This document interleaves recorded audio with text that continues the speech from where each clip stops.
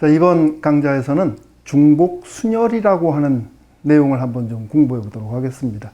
순열은 순열인데 앞에 또 혹이 하나 붙어 있네요. 중복. 이게 무슨 말일까? 이런 예문으로 한번 좀 출발해 볼까요? 자, 1, 2 숫자가 두 개가 있습니다. 자, 얘를 가지고서 네 자리 자연수를 한번 만들어 보고 싶어요. 그랬을 때 그 네 자리 자연수의 개수는 모두 몇 개나 될까 하는 문제. 뭐 숫자 두 개밖에 없으니까 몇 개 안 나올 것 같아요. 직접 우리가 하나하나 써봐도 되겠지만 그러기에는 조금 그렇죠. 그래서 일단은 순열이라고 하는 것들은 대부분 곱의 법칙에 의해서 해결이 많이 되어집니다. 그러니까 경우의 수 곱의 법칙을 한번 여러분들이 체크를 해보는 거예요. 그러면 자, 네 자리, 100의 자리, 1000의 자리, 100의 자리, 10의 자리, 1의 자리. 자, 여기에다가 저 1, 2라고 하는 숫자를 여러분들이 적당히 한번 넣어보는 겁니다. 자, 한번 넣어볼까요? 넣어본다고 치면 이 자리에 들어갈 수 있는 숫자는 1 아니면 2 둘 중에 하나. 그렇죠? 그 다음 여기에 들어갈 수 있는 숫자는 여기에 들어간 숫자를 사용하지 말아라. 그런 말 있나요? 없죠. 우리가 그냥 가만히 생각해봐도 1과 2를 사용해서 네 자릿수를 만든다 그러면 1111부터 시작해서 2222까지 숫자를 만들어낼 수 있겠구나. 누구나 생각할 수 있는 겁니다. 그죠? 그러니까 여기 사용한 숫자가 여기 또 사용하면 안 된다. 그런 말 없습니다. 그러니까 여기도 들어갈 수 있는 수 2개, 여기도 들어갈 수 있는 수 2개, 여기에 들어갈 수 있는 숫자도 2개. 그렇죠? 그럼 4개 자리를 동시에 채워줘야 네 자릿수가 되어지는 거니까 곱의 법칙이 적용이 되어져서 얘는 2의 4제곱 이렇게 써주면 되겠네. 맞습니까? 자, 이랬을 때 이것을 우리는 앞으로 간단하게 이렇게 파이 크게 하나 써주고 2, 4 이렇게 표기를 하게 될 겁니다. 그러니까 이것이 바로 중복 순열이에요. 그러니까 우리가 나와 있는 내용을 다시 한번 잘 체크를 해보면 1과 2를 중복 선택해서 4개의 자리를 채워 넣었다. 그러니까 1과 2가 중복해서 4번 사용되어졌다. 그런 의미가 되어지게 되는 거죠. 그래서 우리는 앞으로 중복 순열이라는 것을 이렇게 정의를 할 겁니다. 자, 중복 순열이라고 하는 것, 얘는 서로 다른 n개의 대상 개체가 있어요. 자, 이때 이 중에서 R개를 선택을 해서 배열을 하는데 R개를 중복 선택해서 배열한 경우 우리는 중복 순열이라고 얘기합니다. 그러니까 기존에 공부했던 순열이라는 말에서 얘가 하나가 더 들어간 겁니다. 중복이라는 말이 하나가 더 들어갔어요. 됐습니까? 이게 구분이 되어져야 돼요. 자, 이랬을 때 우리는 이것의 가지수를 어떻게 체크를 하느냐 하면 공식으로 이렇게 하는 거예요. 파이 n의 r이다. 이렇게 표기를 합니다. 계산을 하기 위해서. 뭐 아니면 여러분들이 곱의 법칙 이용해서 계산해도 괜찮아요. 자, 얘는 계산할 때는 n의 r승, n의 r제곱 이렇게 표기를 해주면 되겠어요. 됐지요? 개념 자체는 별로 어렵지 않은데 지금 여기 중복이라는 말이 들어가가지고서 그게 조금 헷갈릴 뿐이에요. 그래서 이 내부적으로 들어가가지고서 그 내용들을 다시 한번 좀 체크를 해보도록 하겠습니다. 자, 그럼 중복순열이 가지고 있는 성질 내지는 뭐 연산법에 대해서 한번 좀 살펴보는데 일단 첫째로 우리가 조금 전에 이 예문을 풀 때처럼 그냥 곱의 법칙으로 해결을 해도 괜찮아요. 순열은 어떤 경우가 됐든 다 곱의 법칙으로 해결이 됩니다. 그렇죠? 자, 그 다음 두 번째 우리가 순열을 표기할 때 Pn의 R 이렇게 표기를 한다 그랬죠. 퍼뮤테이션. 그죠? 이때 N과 R 사이의 관계는 요 N이 대상 개체가 선택 개체보다 더 많아야 돼요. 아니면 같던지. 기억나죠? 자, 그 다음 이제 우리가 이 중복 순열을 이렇게 표기를 한다 그랬는데 이게 왜 이렇게 표시가 되어질까? 그 기원도 우리가 좀 알아둘 필요가 있어요. 지금 현재 여기 나와 있는 요 꼴을 보면 2가 거듭돼서 곱해져 있죠. 영어로 곱한다는 말을 프로덕트라고 얘기를 합니다. 그래서 여기다가도 PNR이라고 쓰려고 그랬더니 P 앞에 쓰고 있잖아. 그래서 그거를 못 쓰고 이 P의 그리스 문자 순서대로 보니까 파이가 거기에 해당이 되어져요. 그래서 얘를 빌려오는 겁니다. 파이로 n에 r 이렇게 써주게 돼요. 됐죠? 자, 이때 요 n과 r 사이의 관계는 이런 관계가 없어요. 제한이 없어요. n과 r에 대한 제한은 없습니다. 그래야만 r이 더 많아질 수도 있는 거예요. 이게 적고 이게 많아도 되고 이게 많고 이게 적어도 되고 언제든지 적용이 될 수 있다. 됐죠? 이렇게 체크를 합니다. 자, 그럼 이제 앞으로 관건은 뭐냐면 도대체 우리는 앞으로 어떤 것을 n으로 하고 어떤 것을 r로 할 거냐가 이제 중요한 관건이 되어지게 돼요. 그래서 그것을 우리가 이제 어떻게 구분을 하느냐면 예를 들어서 이런 숫자를 한번 생각해 보는 겁니다. 1112 이런 숫자.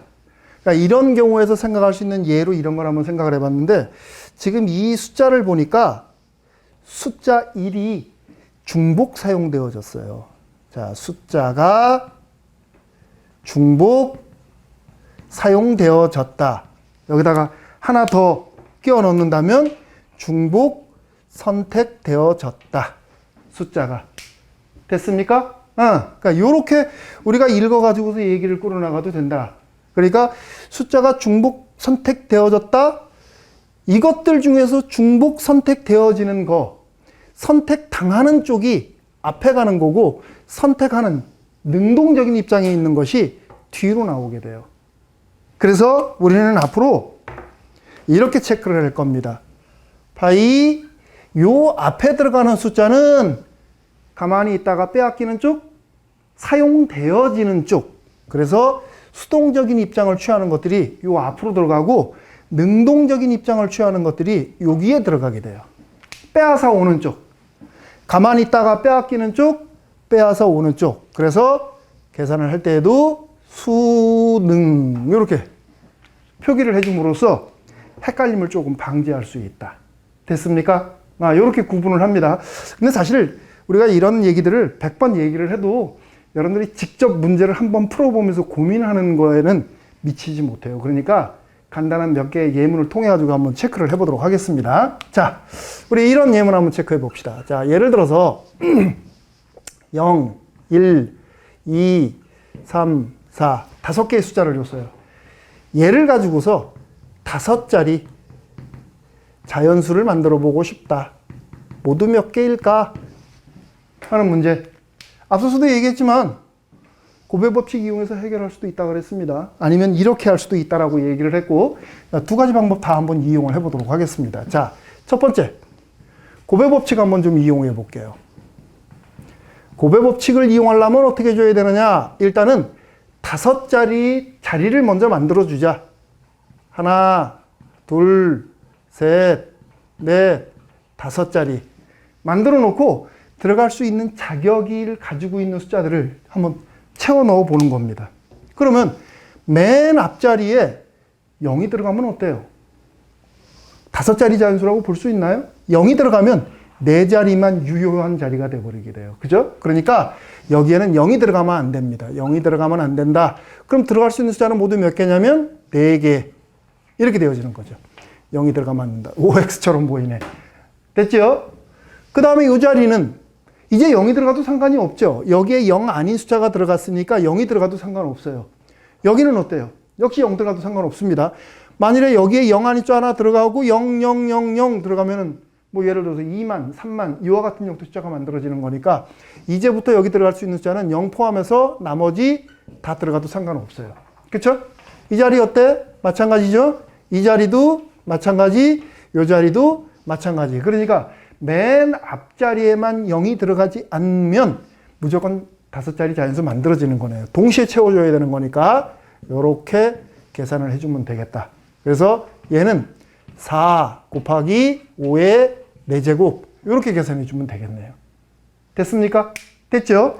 아니면 여기 나와 있는 것처럼 그대로 하는 겁니다. 자, 말 그대로 중복순열의 개념을 이용해서 우리가 뭘 체크를 해주면 되느냐면 누가 수동적인지 누가 능동적인지만 체크하면 된다 그랬어요. 누가 중복해서 선택당하느냐만 체크를 해주면 된다 그랬어요. 우리 예를 들어가지고 이런 숫자 한번 생각해 봅시다. 11111. 아주 극단적인 예를 한번 들어본 겁니다. 몽땅 다 1이야. 이렇게 되면 숫자 1이 중복 선택 당한 거지요. 그렇죠? 숫자 1이 중복 선택 당한 거니까 중복 선택 당하는 쪽이 앞에, 그러니까 숫자들이 앞에 들어가는 겁니다. 숫자들이 앞에 들어가는데 한 가지 주의할 점이 있죠. 맨 앞자리는 0이 되면 안 된다고 얘기를 했다. 그렇다면 일반적으로 우리가 얘기를 할 때는 맨 앞자리는 무조건 4가지고 나머지 요 4자리에 1111 하는 경우에 대한 예를 우리가 체크를 해주면 되는 거니까 파이 숫자 5개 중에 4개가 중복 선택 당하는 거다. 이렇게 되어지면 되겠네요. 그래서 결국 4 곱하기 5의 4제곱 이렇게 계산이 되어지게 돼요. 됐습니까? 그러니까 일단 중복 순열 같은 경우에는 여러분들이 익숙해지기 전까지는 한번 좀 써볼 필요가 있어요. 이렇게 한번 써보고 나면 아, 얘가 지금 어떤 상황이 연출이 되고 있구나 하는 느낌이 오게 될 겁니다. 그 느낌이 빨리 오면 좋겠죠. 자, 교과서면 교과서, 문제집이면 문제집, 어디든 빠지지 않고 등장하는 문제가 하나가 있어요. 이런 문제입니다. 자, 편지가 A, B, C 세 통이 있습니다. 얘를 우체통 A, B에다가 넣고 싶어요. 얘를 여기다가 넣는 방법 어떻게 될까? 조금 전처럼 고배 법칙을 이용해서 계산해도 괜찮고, 근데 지금 우리는 중복순열의 개념으로 공부를 하고 있는 상황이니까 이렇게 한번 체크를 해봅시다. 자, 여기에 우체통이 A가 있고 여기에 우체통 B가 있어요. 써봅시다. 그러면은 선생님처럼 게으른 사람들은 그냥 따로따로 여기다 갖다 여기저기 집어넣는 게 아니라 한 곳에다 다 갖다 이렇게 몰아서 넣어버릴 수 있어요. 그렇죠? 그럼 어떻게 되는 거야? 우체통이 편지에 의해서 중복 선택 당하고 있다. 맞나요? 맞죠? 그러니까 선택하는 쪽이 편지가 되어지는 거고 우체통이 선택당하는 쪽이에요. 선택당하는 쪽 앞에, 선택하는 쪽 뒤에. 그러면 얘는 이렇게 써주면 되겠네. 여기다 쓸까요? 파이 선택당하는 쪽 우체통, 선택하는 쪽 편지, 이렇게 써주면 되겠네요. 됐습니까? 그래서 2의 세제곱계 이렇게 써주면 되겠네요. 그랬더니 선생님 상황을 이렇게 해석 안 할 수도 있지 않습니까? 그럴 수도 있어요. 선생님도 그런 부분들 때문에 고등학교 때 고민 참 많이 했었습니다. 자, 편지가 이렇게 있어요. 그래서 지금부터 한번 우체통에다 넣어보고 싶어요. 그랬더니 자, A를 나는 A 우체통에다가 넣고 B도 A 우체통에다 넣고 C도 A 우체통에다 넣었다. 그럼 뭐야? 결과적으로 A, B, C는 A 우체통을 선택한 거다. 우체통이 편지에 의해서 선택된 거네요. 그쵸? 똑같은 상황이 연출이 되는 거죠. 됐습니까? 어렵지 않죠? 그러니까 중복이라는 말이 들어갔을 때 그 상황을 우리가 읽어나가는 방법은 일단 그 상황을 여러분들이 한번 이렇게 재현해 보는 겁니다. 이렇게 체크를 해보고 나면 그 다음에는 크게 어렵지 않게 정리되어지는 경우가 많습니다. 그러니까 이렇게 체크하는 걸로 하고, 자, 그 다음 또 숫자에 관한 얘기 하나만 더 해봅시다. 자, 이번에는 2000 이상의 4자리 정수를 생각합니다. 자, 2000 이상의 4자리 정수. 그것들 중에서 5의 배수 모두 몇 개니? 이런 문제. 조금 어렵게 느껴져. 2000 이상의 4자리 정수를 생각을 하는데 5의 배수는 모두 몇 개니? 그러면 우리가 수에 관련돼서 얘기할 때는 이렇게 자리를 만들어 놓고 얘기를 한 것처럼 여기다도 그렇게 해나가면 돼요. 여러분들이 이제 조금 익숙해지면 뭐 고배법칙을 이용을 하는 거나 중복순열에 대한 이런 공식을 이용하는 거나 똑같은 상황이구나. 금방 이해를 할 수 있으니까. 자, 4자리 만들게요. 이렇게. 하나, 둘, 셋, 넷. 자, 이 자리에다가 우리가 숫자를 집어넣어 줄 겁니다. 일단 들어갈 수 있는 숫자들이 어떤 게 들어갈 수 있는가 한번 보세요.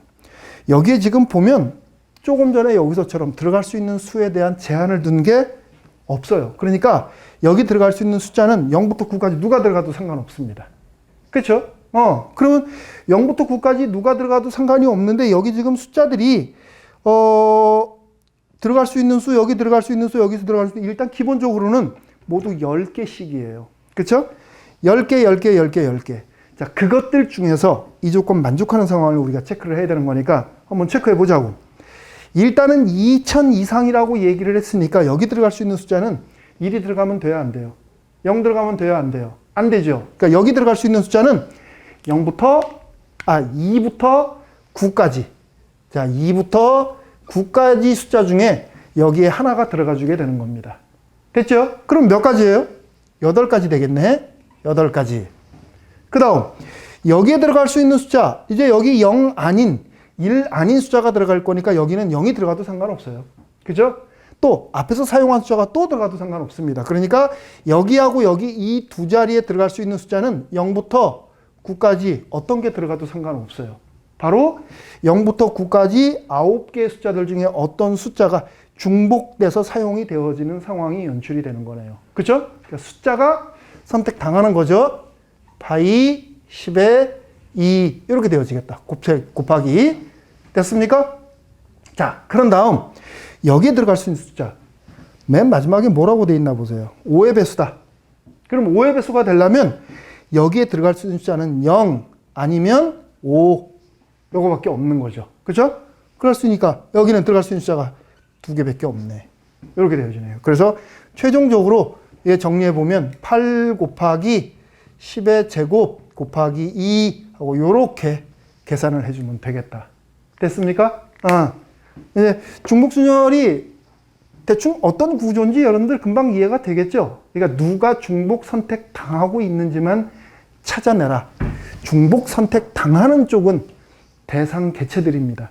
대상 개체들 중에서 중복 선택하는 건 R. 됐죠? 자, 우리 앞서서 경우의 수에서도 그랬듯이 이 함수에 관한 문제들이 문제 현장에서 참 자주 출제되어집니다. 자, 여기서 함수 문제 또 하나 봅시다.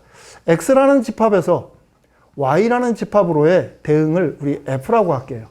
이때 X라는 집합은 1, 2, 3, 3개의 원소를 가지고 있고 Y라는 집합은 A, B, C, D 이렇게 4개의 원소를 가지고 있어요. 이랬을 때 자, 첫째 함수 F의 개수는 모두 몇 개일까요? 하는 상황. 이런 거 한번 좀 풀어봅시다. 함수 F의 개수? 앞에서 했던 것 같은데. 그죠? 자, 한번 체크해 보세요. 1이라는 숫자가 A로 갔다. 2도 A로 갔다. 3도 A로 갔다. 함수 돼요? 안 돼요? 되는 거죠. 그죠? 그러니까 얘들이 모두 다 A로 가도 돼요. 모두 다 B로 가도 되고, 모두 다 C로 가도 되고, 모두 다 D로 가도 되고. 무슨 소리야? 여기 있는 4개의 문자가 1, 2, 3에 의해서 중복 선택 당하는 거네요. 그렇죠? 그러니까 문자 4개 중에 중복을 허용을 해서 3번 선택한다. 맞습니까? 그래서 파이 4의 3 이렇게 주면 되겠네. 됐습니까?